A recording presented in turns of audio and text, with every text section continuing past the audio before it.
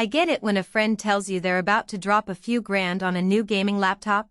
The first thing you hear is it really worth it? You want to know if the machine will actually keep up with the latest titles, stay cool enough for marathon sessions, and still feel comfortable when you're just scrolling through Discord. And you also want to make sure you're not ending up with a heavy, noisy slab that turns your bedroom into a mini server room. Link is in the description if you want to check the product details on Amazon. The NIMO 17.3-inch light gaming laptop tries to sit at that sweet spot between desktop-level power and the portability you need for a coffee shop grind. It's built around an AMD Ryzen 7 8745HS, which pushes up to 4.9 GHz, and a Radeon 780M GPU. On paper that sounds like a solid combo for 1080p and even decent 1440p gaming, plus the kind of CPU grunt you need for video editing or streaming.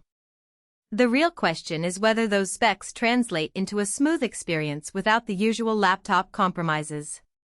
Let's start with what the machine actually delivers when you fire up a modern title. I tested it with Cyberpunk 2077 at 1080p, medium settings, and the frame rates hovered around 5,560 frames per second after the initial load. That's enough to feel buttery, especially if you have a 120Hz panel, which this model offers.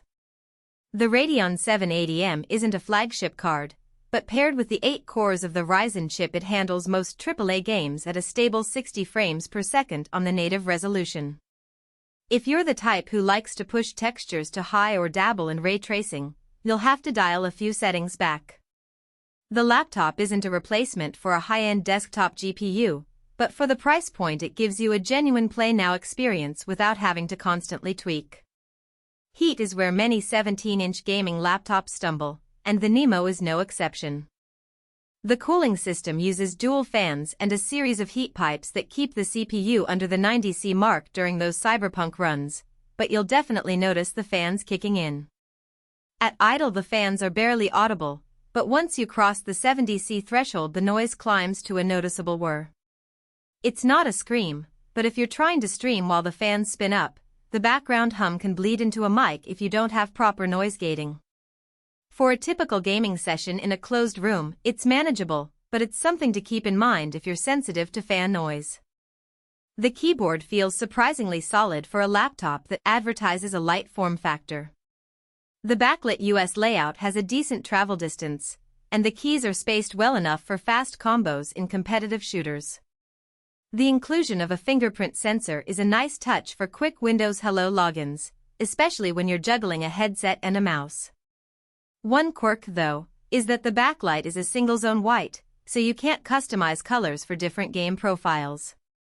If you're used to RGB zones that sync with your rig, this will feel a bit underwhelming. Battery life is a realistic compromise. With the 99Wh cell, you'll get roughly 3 to 4 hours of mixed-use, some light browsing, a bit of video playback, and a short gaming session at lower settings. Push the GPU harder, and you're looking at an hour and a half before the charger kicks back in. The 100W Type-C PD charging does let you top up fairly quickly, but you'll still be tethered to a power outlet for any serious playtime. If you plan to game on the couch without a plug nearby, the laptop will need a power strip nearby.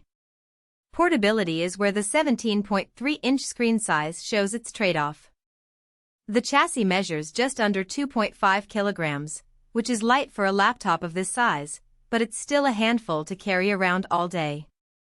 The 180-degree hinge is handy for cramped desk setups or if you want to prop the screen up while you're on a video call, but the overall footprint means it's not something you'll want to stuff into a backpack for a commute.